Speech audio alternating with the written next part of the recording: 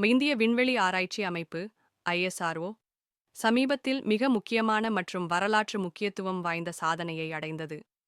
விண்வெளியில் 2 செயற்கைக்கோள்களை வெற்றிகரமாக இணைத்தது.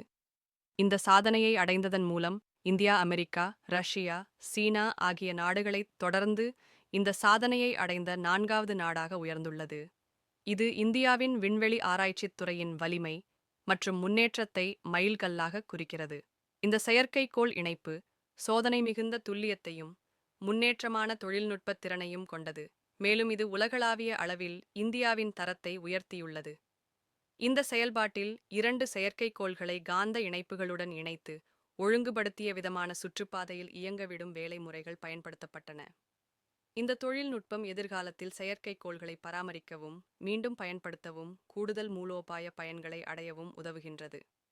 ISRO மிஷன் கண்ட்ரோலில் இந்த சாதனை வெற்றியடையும் போது